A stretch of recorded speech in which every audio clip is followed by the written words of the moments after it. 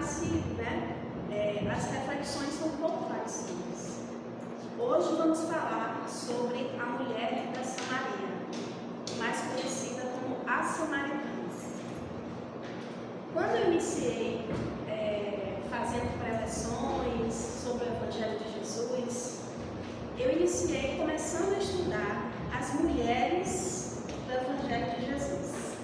Sempre me chamou muita atenção todas as mulheres que passaram pela vida de Jesus, né? O que foi que em cada uma delas tinha ressonância na minha alma.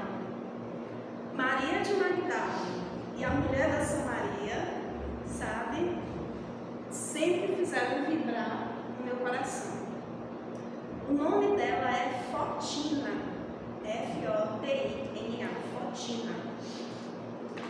A história da Samaria, mais de uma vez, foi protagonizada, né, através de Jesus, de forma proposital. A gente ouviu falar das parábolas do samaritano, né? A parábola do samaritano.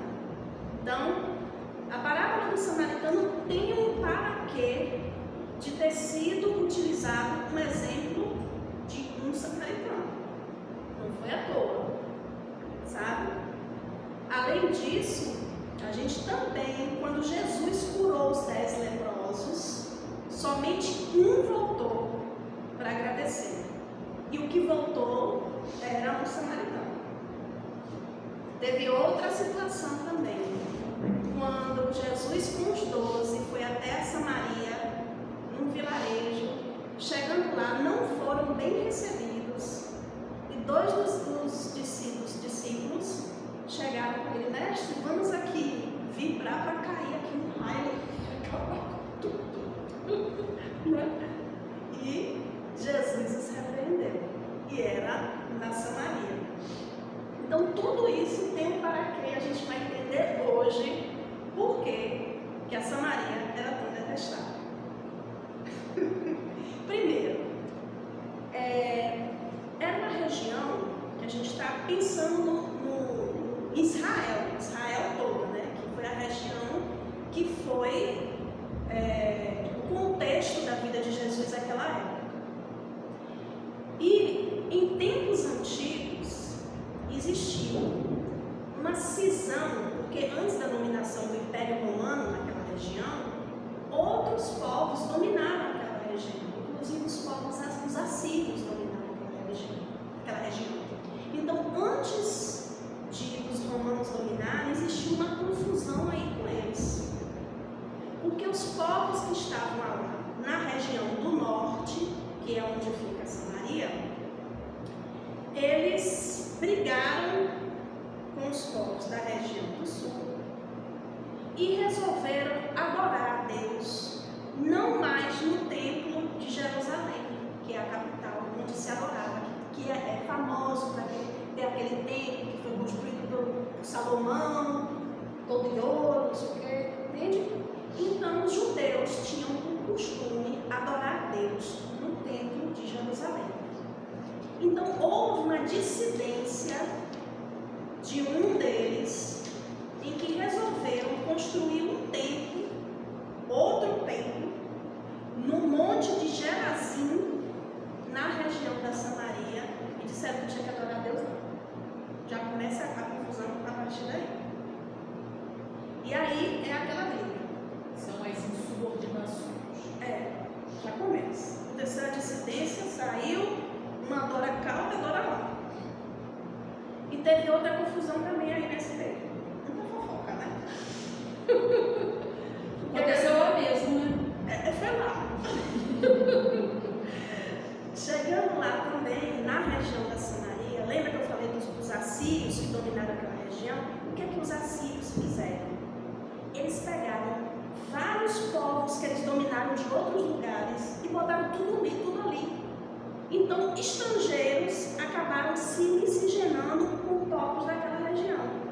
Então, os filhos, os descendentes, os judeus não enxergavam como se fossem puros.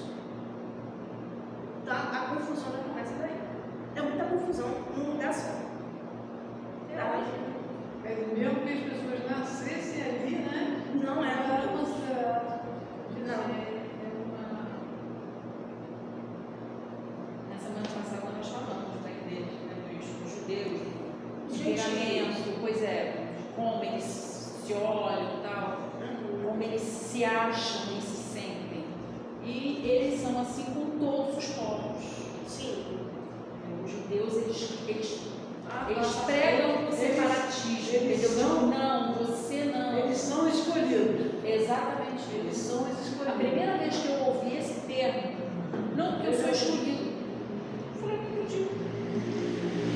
Eu falei, sabe porque você é tal, porque você é escolhido? Eu falei, ah, tá. Não, eu não sou escolhida.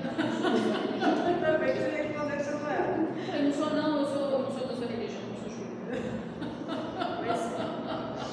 E assim, por serem miscigenados, eram mais morenos, sabe? Então, quando chegavam lá no meio de Jerusalém, eram identificados, porque os judeus também tinham uma característica.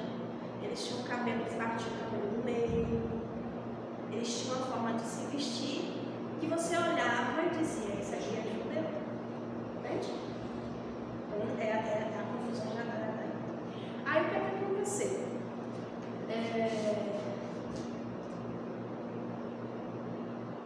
Falei do templo, né? O templo de Jerusalém e o templo da Samaria.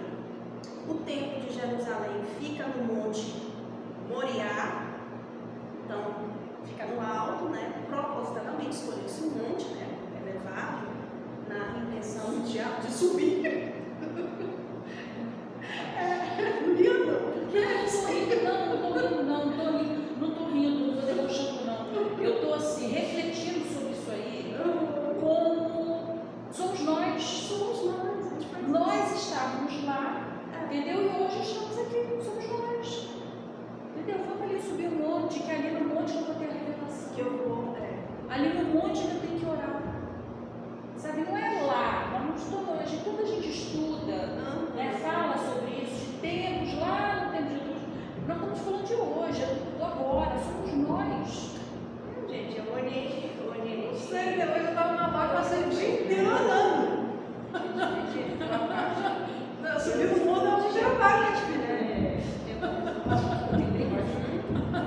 lá, a questão da Jerusalém, da Síria, cada um acha que tem que dominar, Continua a confusão. Acha que eles são melhores. não, tem que Deus ele é tá melhor. lá, não, e é que ele é falhado, é que ele não, porque a gente vai ter que dominar, É isso. E aí, Irene, maravilha, isso aqui, esse livro, eu falei isso no passado, que Irene nos emprestou, um casal, Henrique Baldomino e Regina Baldomino, eles fizeram o seguinte, toda a série evangélica de América Latina se repete muita coisa, né? Então, assim, eles coletaram as informações, onde é que tem Samaria? Aí, todas as obras de América que tem Samaria, eles registram um pedacinho aqui.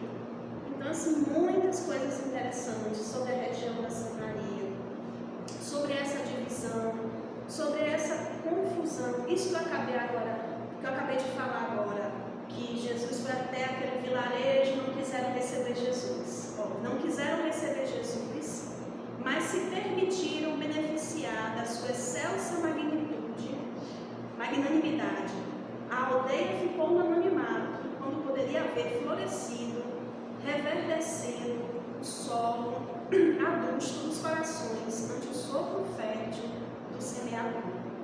Então, tudo que a Amélia refletiu sobre a Samaria, ela coloca aqui. Né? Então, a Amélia, ela faz esse panorama inicial para a gente. Quando a gente lê o capítulo 9, no início ela traz um contexto histórico. Isso que a gente falou aqui. Né? Quem veio antes, o que foi que aconteceu e tal. E aí a gente erra muito, né? Nós espíritas, por desconhecer. A gente fala, a mulher samaritana. Samaria é uma cidade. Não é uma cidade. Tá? Samaria é uma região. E que tem cidadezinhas, vilarejozinhos. E essa cidade específica onde aconteceu esse encontro célebre, por que foi um encontro célebre? Porque Jesus escolheu uma mulher dita equivocada, né? E escolheu para se revelar como Messias num local desprezado, através de uma mulher equivocada e através de um local desprezado. E isso é muito importante que a gente reflita sobre isso, né? Porque quando alguém, o nosso julgamento nos limita demais, Às vezes, a boa fonte, às vezes o que a gente precisa está em lugares inesperados e em pessoas inesperadas. A gente limita contexto social, a gente limita gênero, a gente limita a pessoa pela sexualidade dela, a gente limita pelo tipo de roupa que ela usa, a gente abriu o olho. já julgou.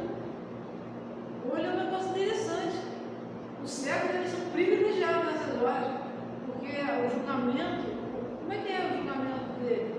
O julgamento da convivência, É verdade. ou o que o outro fala pela tonalidade. Agora, os olhos são prova dessa Trai coisa. muita gente. Gente, A chega. falta de ver, né? A De olhar. pessoa cega é uma pessoa, ela é um ser humano que ela entra numa vibe de privilégio, porque a ela cabe uma vida melhor, cara, são menos provas. E outra coisa, o que era mulher naquela época, né? O que era mulher naquela época? É muito relativo, né? A questão das expiações, é muito relativo. Para uns, considera como uma prova importante.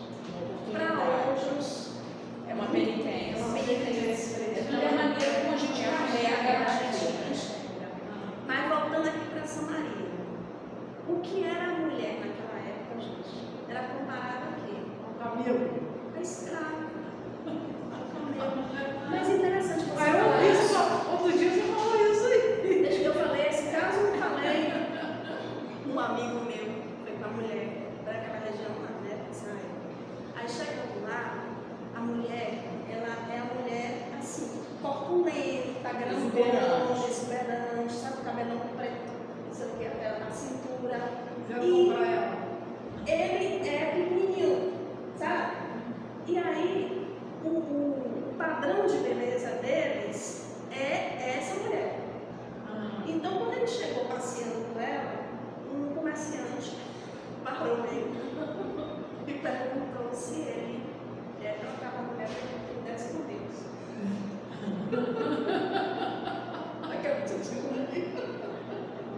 Sim, está no contexto. É o contexto em que a gente quer chegar. Para você ver se lá naquela época ele hoje. Ele só não trocou porque tu ia ter hoje botar os cabelos. É o contexto. Então, mulher valia isso. E outra coisa, não se falava, era dos costumes, não se falar com mulher na rua. Mesmo que a mulher fosse sua mulher, mesmo que fosse sua filha, você não tinha que ficar falando. Entrava no cercado, mulher só falava com mulher. Entende? Porque se a mulher estivesse conversando com o homem na rua, outro homem, pronto. Já foi.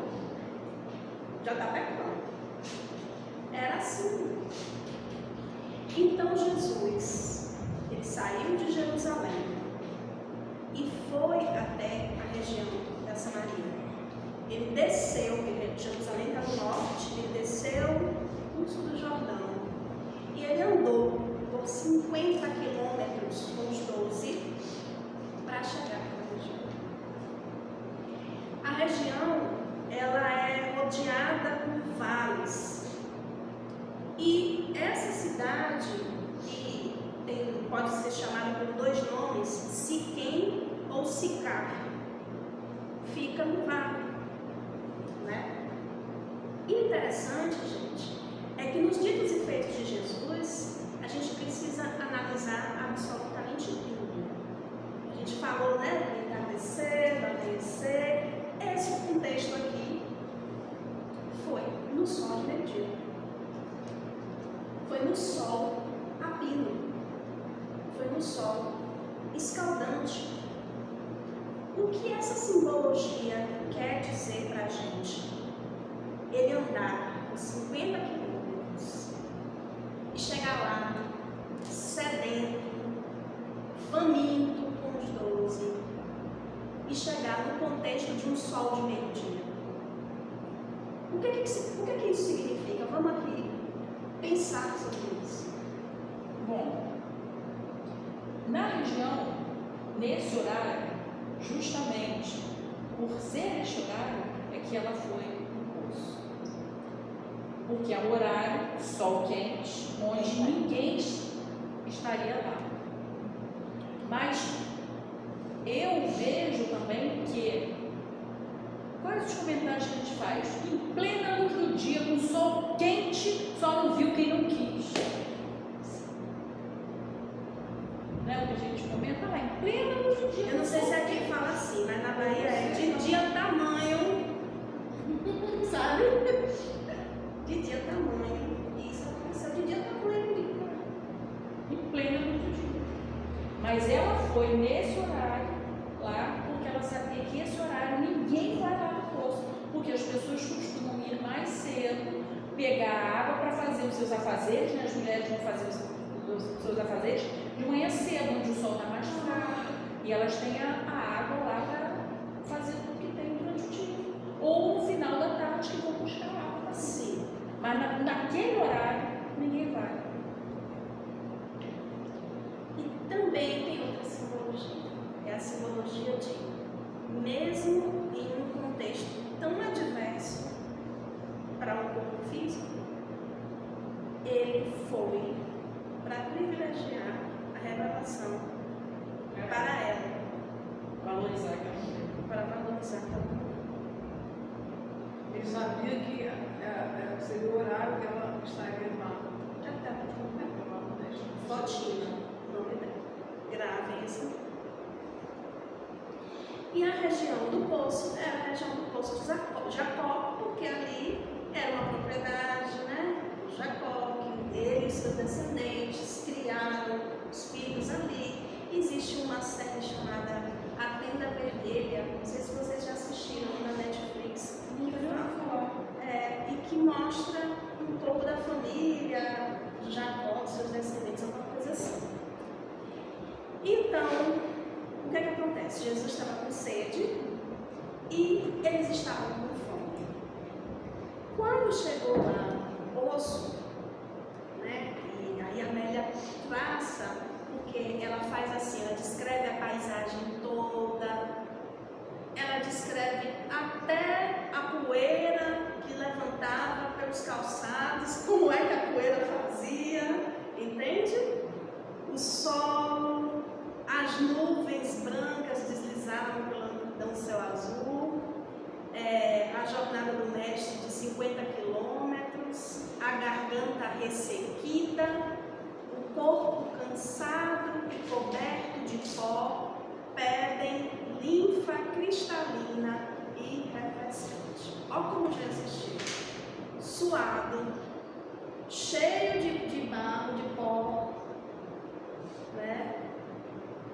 E vai, fica no poço e os discípulos vão até a cidade para poder providenciar comida.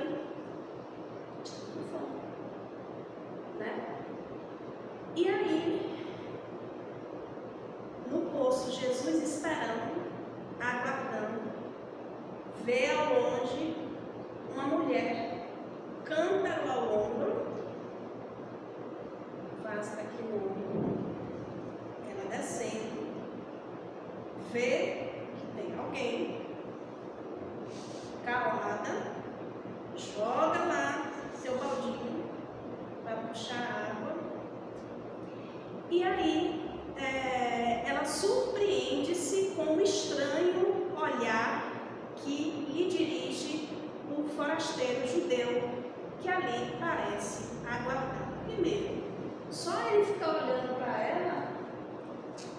já é constrangedor para os costumes, né?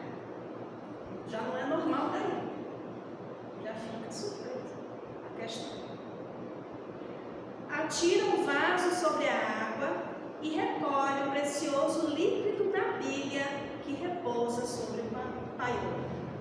E aí sente-se intranquila, como se algo estivesse para suceder. Claro, é o encontro divisor de águas da vida dela.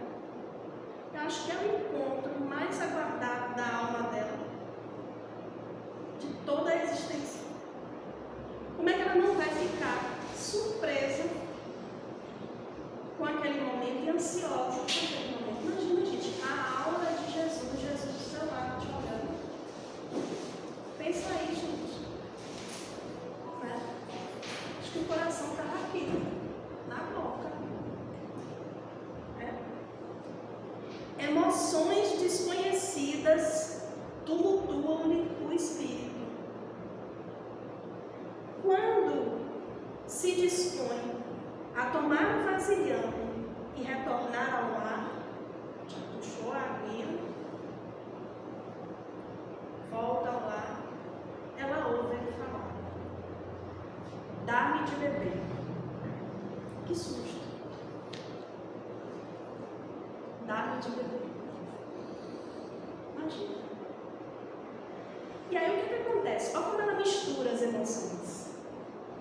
Volta-se surpresa, dominada por estranhos e profundos ressentimentos. Ela ficou ressentida. Gente, era uma mulher que já era julgada, sabe? Na sociedade, ali no meio deles. Já era? Julgada. Julgada. Jesus vai dizer por quê. Ela já era julgada. Todo mundo já apontava. Então eu fico imaginando o ressentimento dela, né? Na cabeça dela, poxa, será que ele, né? Sabe? E de alguma forma está me desrespeitando? Se ressentiu com aquela abordagem. Dá-me de beber. Então, como ousa, aí ela pensa, aquele estrangeiro, porque ela identificou que ele era um judeu, ele não era dali. Eu estava falando, amigo, que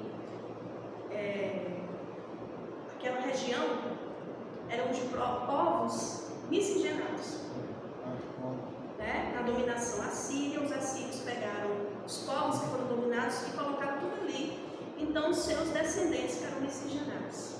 Então, eles tinham características diferentes do povo mesmo judeu dali. Então, eles identificavam quem era um judeu, né? Que tinha uma maneira de se vestir, tinha uma maneira de pentear o cabelo e tal.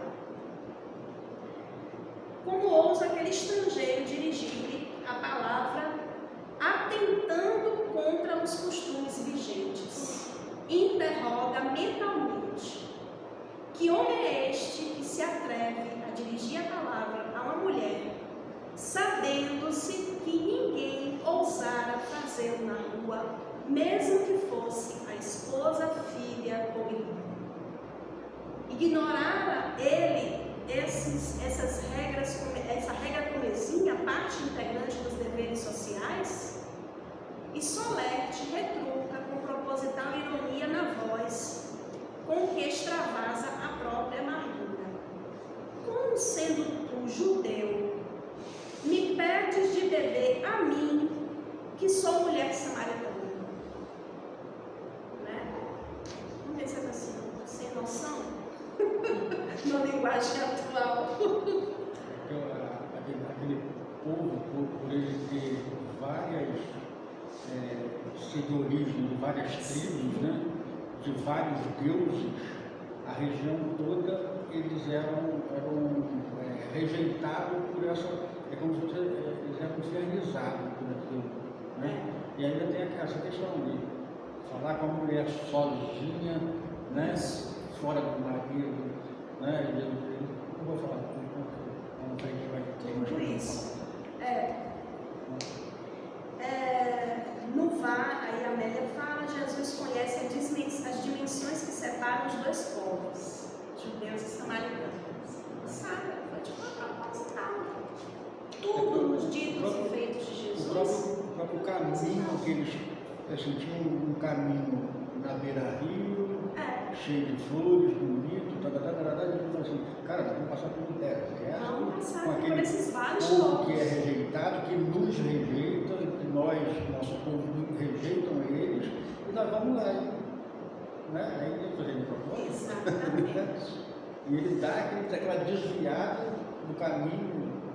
50 quilômetros a pé. É a pé. Tá fazendo dever de casa. Tá vendo? Ele tá estudando, tá direitinho. Cara, eu fiquei muito encantado com essa profundeza dessa palavra. No final você fica inteiro. Aí assim, é o que ela diz, não seria esta a única vez que ele provocaria escândalo. Vamos refletir isso. É necessário que o escândalo venha, mas ai de quem provoca. E ele padeceu justamente. Márcia, quando fala assim, o escândalo, né, é um olhar no escândalo, né, um olhar sozinho, mas são uma barreira imensa que ele quebra. Sim. Né? De falar com a mulher desconhecida, falar sozinho, falar. O escândalo é ir contra as regras sociais, ir contra uma lei, né? É um escândalo. Você hoje matar, roubar, né? Tem a legislação, você vai provocar um escândalo, você cometeu um delito. Transgredir. Exato. A gente fala de escândalo logo assim, de aflorar alguma. Mas eram coisas muito simples, de falar com a mulher, falar sozinha, falar. Né? Vai quebrando tudo. Tem uma mensagem a dar, mensagem de conciliação e consolador. Conciliação e consolador. É necessário que se amem,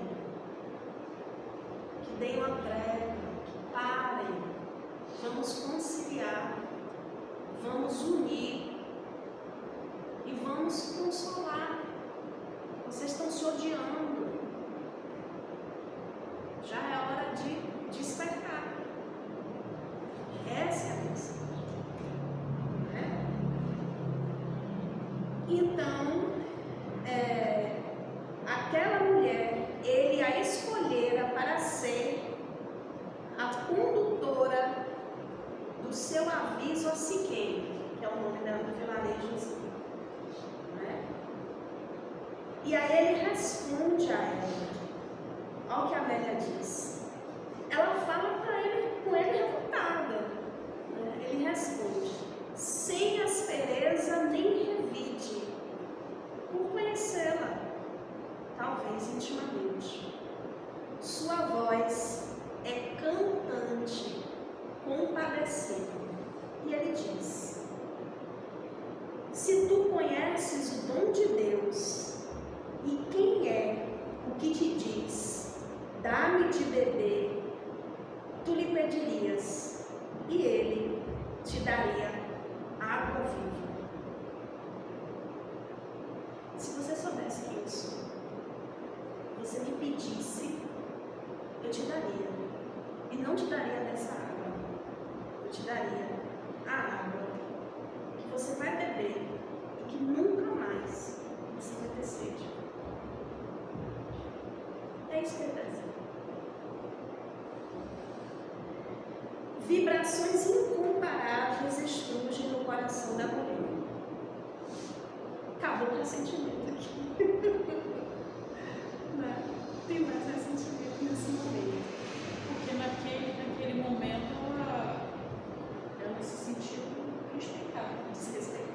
Não, ela se sentiu respeitada. Antes. Quando ele dá essa resposta para ela, Agora sim. ela se sente respeitada. Aí ela baixa a guarda. Ela viu que era diferente. Ela se sente E fora a acolhida. energia, e fora a vibração, a energia, né? Que tem com que ele. Né? O olhar ele envolve. Guardava ânsias de paz e não sabia como ou onde encontrá-lo. A gente. Tudo que a gente mais quer é paz, não é? Né? Serenidade, tranquilidade. É tudo que a gente quer. Tudo que a gente Ai, meu Deus. É tudo que Só que ela não sabia. Eu acho que é um resumo. Eu acho que isso é um resumo do que a gente quer. É um resumo. É um resumo do que a gente quer.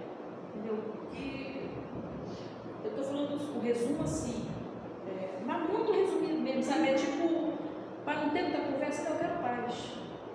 Mas sabe o que é Mas o paz? que eu faço para ter essa paz? Sabe o que é paz? Sabe que para eu conquistar isso, eu preciso de uma transformação moral enorme. Então, eu penso que não é. É muito pouco a gente falar que o que eu quero é só paz. Sabe qual é o conceito de paz de Joana de Ângeles? Sabe qual é o conceito de paz de Joana de Ângeles? Conceito. Paz é a consciência do dever retamente cumprido. Então, mas quando a gente pede paz, a gente quer fugir dos problemas, é diferente. Não é essa paz que A paz nossa é diferente da paz. A gente não sabe nem o que é paz. Ai, Jesus. Olha, eu vou repetir aqui a definição de paz. Paz é a consciência do dever retamente cumprido. ética. Com ética, né? Rapaz, isso aí é muito legal. É muito Ética é legal. uma coisa É isso universal, que é né? paz. Sabe quando você passa aquele X, aí chega no final, um pouquinho antes, você vê que tudo foi resolvido, que nada do que porque você correu atrás, sabe como é que é? Aí você cumpriu, deu tudo certo no final do dia, tudo que era errado deu certo, aí você fica em paz. Eu estava andando para lá hoje, É uma mas ilusória sensação de Gente, paz. só um pouquinho. Não. Eu acho que quando chega nessa parte, também assim, em qual curso você está procurando isso? Isso. Né? Porque a gente procura essa paz no curso do mundo. Né? E ele oferece uma água viva que é para dentro da gente. Né? Que é diferente, totalmente diferente de uma água que vai para todo o corpo. E outra E coisa, essa água viva é uma água que é, é espiritual, né? ele vai dizer aqui que essa água que ele der pra gente vai fazer a gente virar poço. É. Exatamente. Como é forte isso? é porque a gente vai brotar, a gente faz brotar. Ele emocionou. Porque a gente transborda. O que nós transbordamos hoje? É o que ele O que a gente tem. Olha, Então, se eu transbordo em compreensão, a gente dá o que a gente é o tem. que. Exatamente. É isso aí. é, Mas a pergunta é, Esse negócio. você quer virar poço? Você está disposto a virar poço? Porque a função de poço é servir. é sempre, é como ele fala, Marcelo. É a primeira coisa que ele fala, dá em beber. O que você tem para mim? O que você tem para me doar? Essa água. E depois ele fala do curso que é a água viva que tem que estar dentro da gente para Isso, perfeito. Ele Mas pede um movimento o seu. movimento da gente. Dá-me de Dá beber. e beber. Ou seja, dá-me de si mesmo. Que é a grande essência, do amor, né? Que a gente fala assim, cara, não se preocupe em ser caridoso. Ame, que depois que você começa a amar, quando você recebe essa água, você ela vai transbordar. É um Então se movimento. nutre dessa água natural. viva, que você transborda e você tem que dar. E aí você está cheio dessa água viva. Aí o que a Amélia diz agora? Que ela estava, né, espantada, mas ela sente uma dúvida que inquieta ela. O espanto dá em voz uma tonalidade de respeito. Aí ela já foi, mas calminha agora, né? Senhor, exclama, tu não tens com o que tirar? O poço é fundo. Onde, pois, tem a água viva? És tu maior que nosso pai Jacó, que nos deu o poço dele, bebendo ele próprio, seus filhos e o seu gado? Os olhos do estranho fulguram com um fascínio desconhecido. A revelação não tarda. Gente, até então, Jesus não tinha dito para ninguém que era o Messias. Eu não estou entendendo. Ele não disse para ninguém. E o Messias, para todo mundo ali, porque os profetas, durante muito tempo, falavam que iam chegar o Messias. Todo mundo estava esperando o Messias. A esperança brotava nos corações com a chegada do Messias, porque os profetas anunciavam que quando o Messias chegasse, tudo ia mudar. Mas ele não falou para ninguém, ele escolheu ela para falar isso. E aí, ele diz, né? Qualquer que beber desta água tornará a ter sede. Foi explícito. Mas aquele que beber da água que eu lhe der, nunca terá sede, porque a água que eu lhe oferecer, se falar nele uma fonte de água que salte para a vida eterna, você vai virar poço. E a função do poço, que é servir, vai te proporcionar a vida eterna, que é a vida de ventura, que nós espíritos ansiamos, porque a nossa destinação é a plenitude. A gente está quase no meio ainda da parábola, né? E você tem um tempo da conversa. Né? A gente está no meio da conversa. Está no meio da conversa. E nesse meio da conversa. Tem uma preparação aí. Não, existe uma transformação de olhar. Vou olhar. O olhar dela, e aí as perguntas já vão dizendo o encaminhamento da transformação. Né? E quem eu vi, quem eu encontrei e quem eu estou encontrando. Essa é a psicoterapia de Jesus. Quem eu estou encontrando? Cara, isso é muito bonito. É lindo demais. E aí, olha o que ela diz. Dá-me dessa água, disse pressurosa, para que não mais tenha sede e aqui não venha tirar. Só que a Amélia questiona. Penetrar a mulher o sentido das palavras do Rabi? Ainda não. Ainda falta. Né? Desejava libertar-se da exaustiva tarefa ou buscava mais clareza no ensino? Aí a Amélia joga pra gente. O que a gente acha? Tem que maturar mais coisas aí.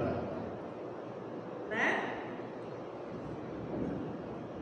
Os meigos olhos dele incendeiam-se e se fixam nos olhos dela, penetrando-lhe o recôndito do espírito. Gente, imagina Jesus olhando você dessa forma.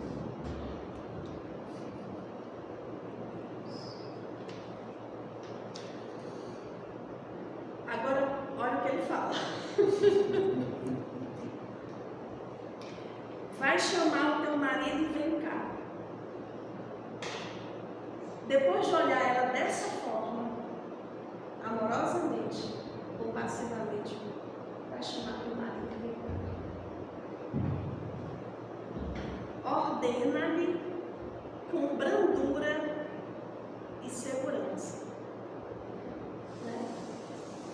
Como é ter brandura e segurança ao mesmo tempo? Ela se perturba. Era uma pecadora e ele o sabia. Ela vai pensando. Esse era o seu tormento gente pensa, qual é o nosso espinho cravado na carne? Qual é o nosso tormento hoje? Imagina se de repente alguém te desnuda completamente, dessa maneira, de uma hora para outra. Como é que você fica? Né? E aí, quanto se sentia ferida, humilhada no seu amor, receosa, as lágrimas afloraram e escorrem abundantes. A palavra empalidece o vigor nos seus lábios e quase sem fôlego esclarece. Não tem marido.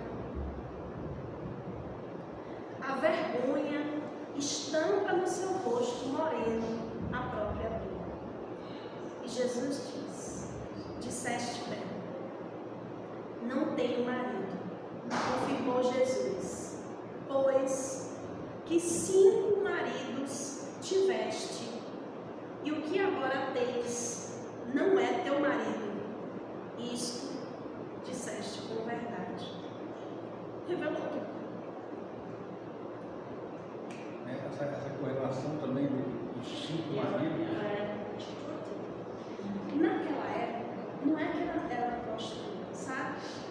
Naquela época, qualquer mulher que não tivesse marido já era, né?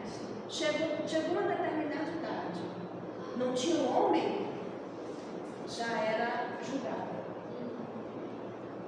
Já teve múltiplos relacionamentos, já era julgada. E o que ela está não é marido dela, é de outra pessoa. Isso também tem uma correlação, também, assim, mais espiritual, que a Samaria, ela tinha 5 tribos que adoravam os 5 deuses, e ela também... Esse número 5 tem uma simbologia, né? O amigo pesquisou, adorei, amigo. Pesquisou muito. Sim, fala aí dessa simbologia. Exatamente, porque a Samaria ela era rejeitada pelos judeus pelos múltiplos deuses que ela veio do Egito mesmo. Então ela é julgada por isso, pela essa politeísmo. Então quando ele fala desses 5 maridos que ela também teve, tem uma simbologia aqui também do passado como a gente passa. Cada hora tem um apelo de uma coisa, né? Em termos de matéria, de crença, e ela passou por tudo isso. Sim. Né? Também ela tem um correlacionamento com relação a isso. Entendeu? Dessas 5 tribos, né? Surpreendida, a samaritana não mais oculta a alegria e a felicidade. Grita quase: Senhor, vejo que és profeta. Né? A mente está em desarranjo. Quantas dúvidas atormentaram a vida toda, agora está diante de um profeta de Deus. Deve aproveitar cada instante, reabilitar-se, encontrar a paz, por fim. Comovida, interroga com docilidade. Aí ela já entra na questão das questões. Os tempos, né? De onde Os tempos. É profeta, eu estou vendo que é profeta, mas espera aí, deixa eu aproveitar que é profeta e eu vou saber agora o que é certo mesmo, se adorar aqui ou se adorar lá. Esperta ela, né, gente? Eu estou diante aqui de um profeta, agora que é profeta. E aí, olha como ele faz. Mulher, acredita-me. Quando Jesus fala assim, mulher, é um costume da época, viu, gente? Dirigir-se, né? A mulher assim, mulher, não é como a gente fala, não, mulher, não. É a maneira de se falar mesmo, né? Mulher, acredita-me, eu sido enviado divino, que a hora vem em que nem neste monte, nem em Jerusalém, adorareis o Pai. Vos adorais que não sabeis, nós adoramos o que sabemos, porque a salvação vem dos judeus. Mas a hora vem, e agora é em que a verdade, os verdadeiros adoradores, adorando o Pai em espírito e em verdade, porque o Pai procura a tais que assim o adorem. Ou seja, não é aqui no monte, não é em Jerusalém. Não é um ofício.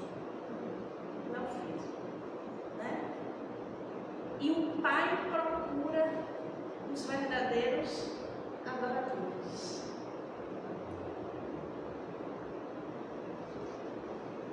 Os verdadeiros adoradores.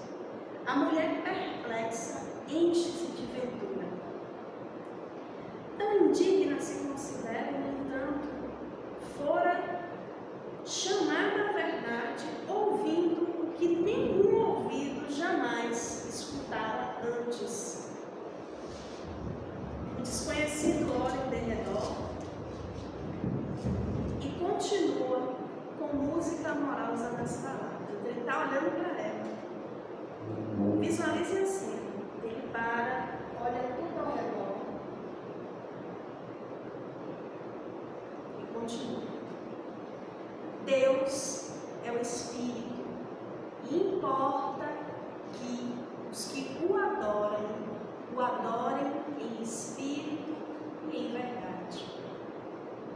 Aqui, gente, Jesus está nos informando daquilo que a gente falou, aquela mania que a gente tem de humanizar Deus, né?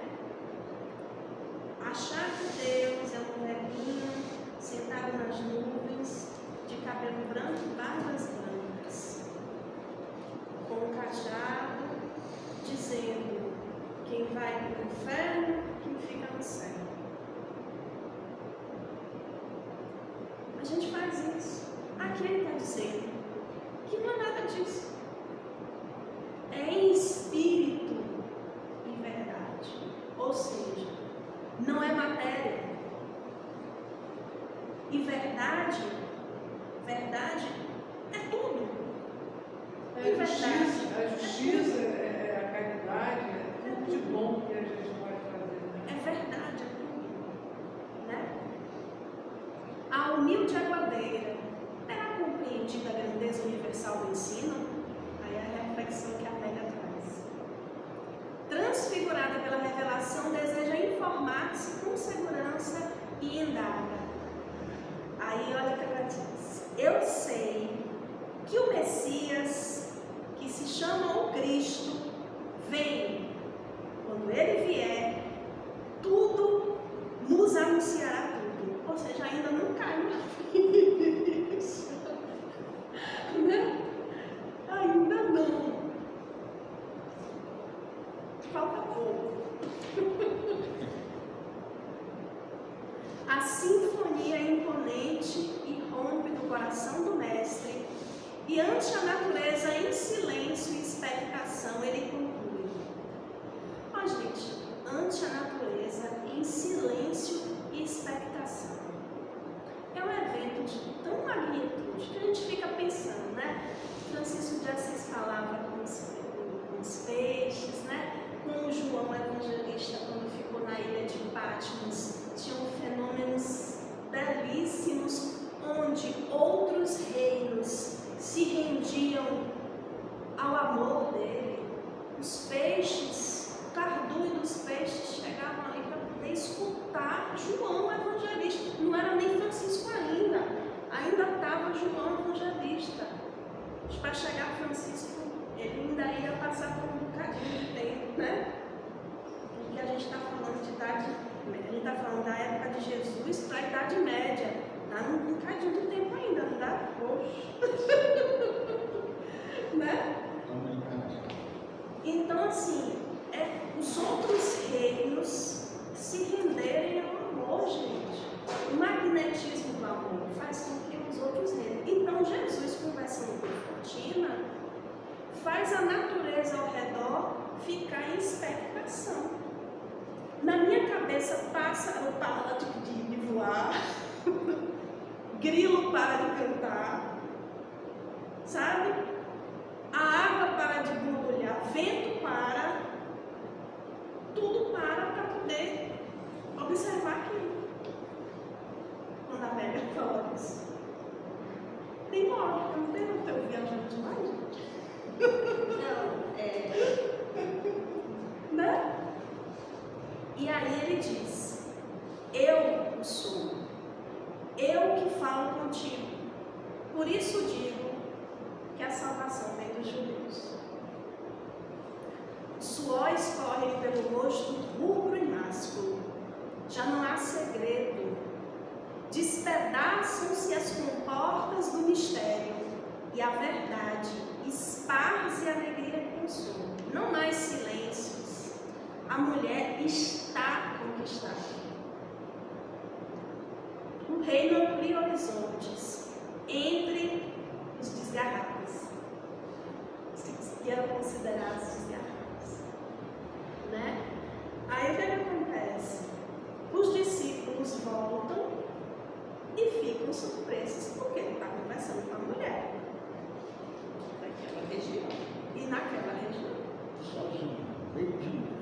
né?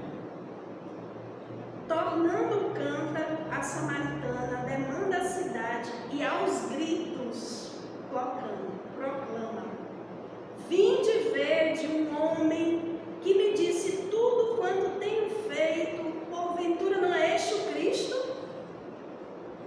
E aí a boca, que macabro pequenininho, Desse jeito. é desse jeito, né? O negócio corre solto, né? Indagações explodem espontâneas em todos admirados ante a natural declaração da informante. Em grupos compactos, os moradores de Sicar, lembra que eu falei que é Siquém ou Sicar? Descem à fonte onde o Rabi se demora com os discípulos que instam para que se alimente. Então os discípulos foram buscar comida. Então os discípulos insistem para que ele coma alguma coisa.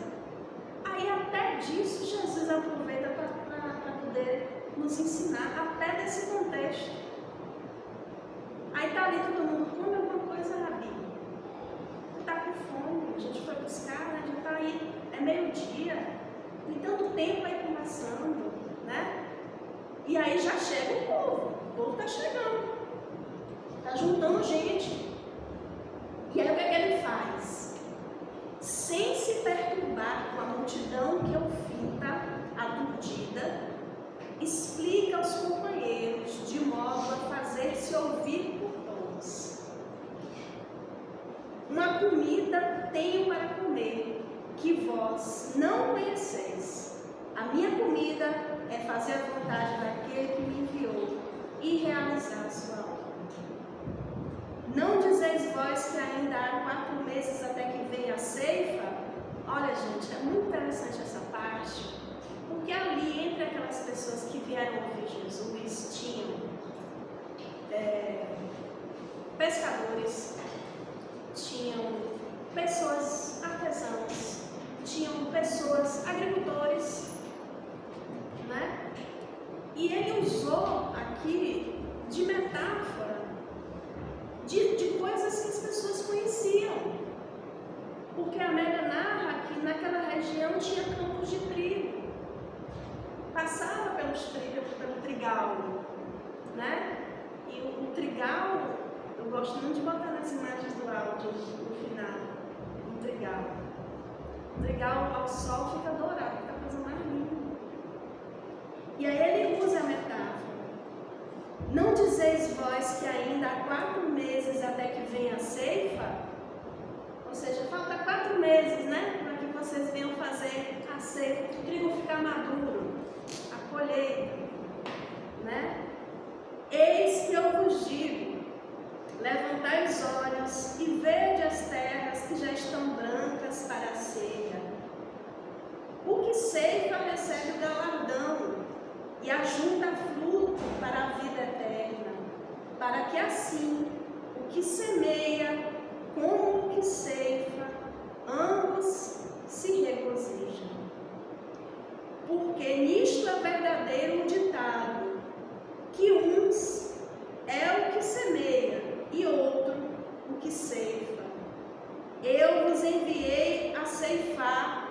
onde não trabalhaste, outros trabalharam, e vós entrastes no seu trabalho.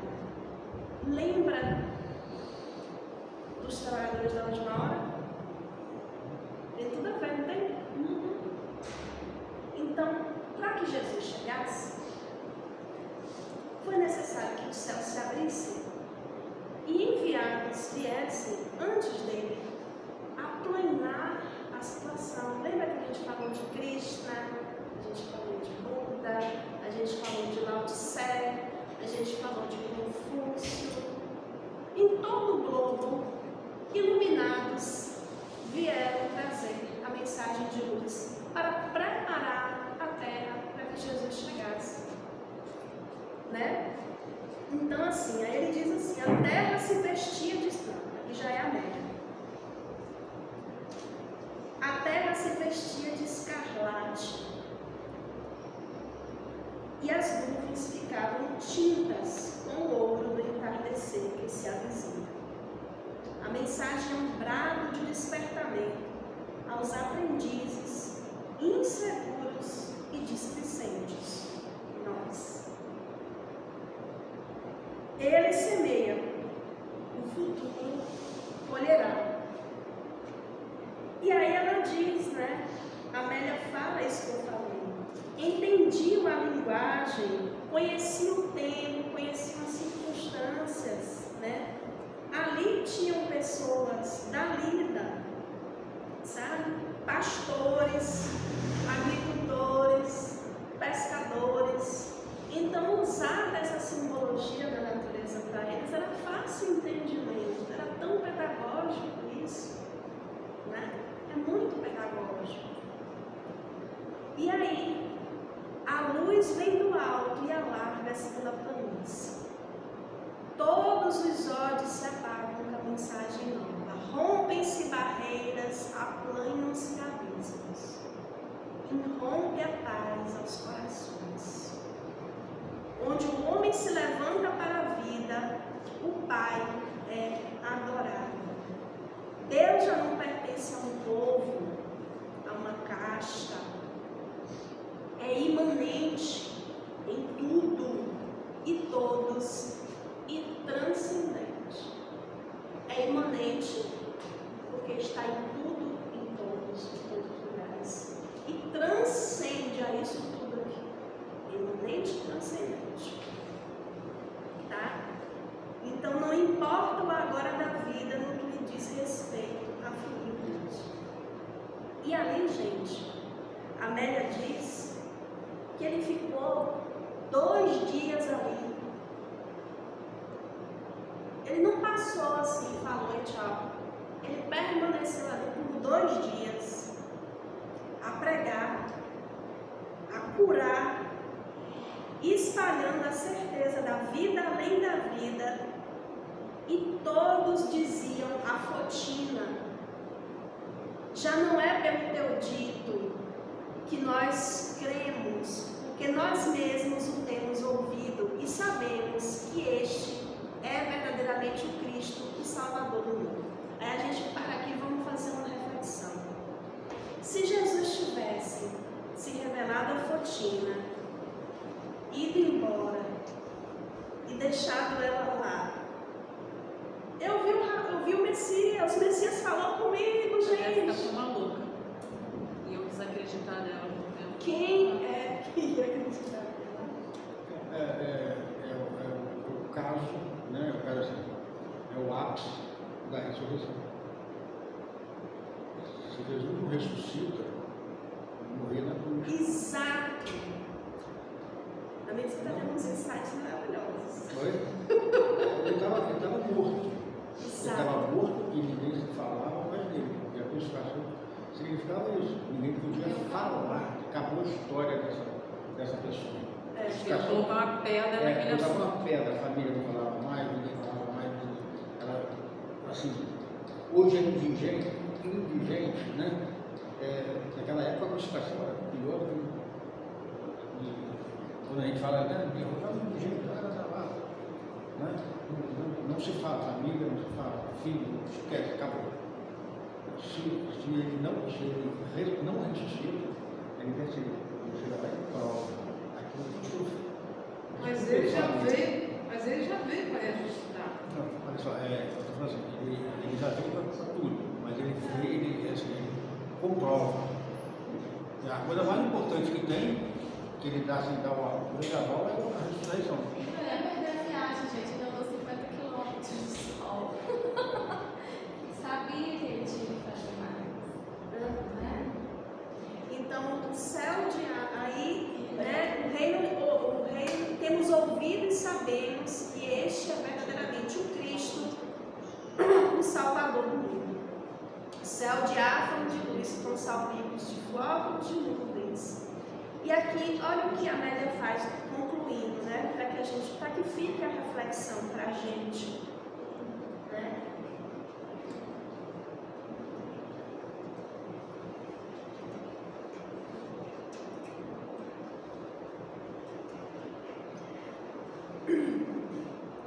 Pela afeição com que se ligou a Jesus, primitivos cristãos que se alentaram na sua coragem de proclamar as imperfeições, denominaram a samaritana a iluminadora, que a tradição oral acatou e conservou até os nossos dias. A iluminadora. Então, gente, essa mulher precisa ser reverenciada. Essa mulher precisa falar mais sobre essa samaritana. Aliás, precisa se falar muito mais sobre as mulheres da vida de Jesus. As mulheres do Evangelho. Né? Porque, assim, reflexões profundas a gente conseguiu tirar dessa lição de hoje. E quando também aqui no final, né, quando fala que os outros, né, que eles já acreditavam, não porque Fotina falava, mas porque eles estavam presenciando, eles estavam ouvindo, eles estavam ali. Quer dizer, e aquele povo rejeitado por todos, né, eles reconheceram Jesus o Messias. E o povo dele não reconheceu. Essa questão do reconhecimento do Messias, né? Você percebe desde o início, né? Tipo assim, ele faz uma pergunta, dá-me água, ela olha e fala assim, pô, está falando comigo para quê? É um indivíduo ali, né? Aí depois Jesus fala, ele olha e fala assim, pô, você é judeu? Aí um desconhecido qualquer, ela identifica o judeu. Depois ela vai, começa a identificar um rabino. Depois vem um profeta e aí ela começa a ver o Messias. É uma passagem tem uma relação com casamento. Né? E que um casamento na beira do poço em que vários profetas se encontraram as mulheres no poço. Interessante. Né? Moisés, né? Tem vários relatos do encontro do casamento dos profetas à beira do poço. E ela acontece justamente na beira desse poço. Aí a gente aí a gente vai correlacionar nós, incrédulos, né? Rejeitados, né? Com todas as questões, e a gente começando a fazer esse casamento com o divino. E vamos fazer essa análise da vida da gente? Nós nos encantamos, nós noivamos com Ele, já estamos dispostos a casar?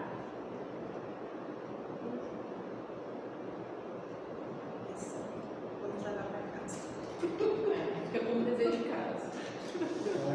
E até mesmo a doação, né? Que é coisa importante. Né? A gente ter essa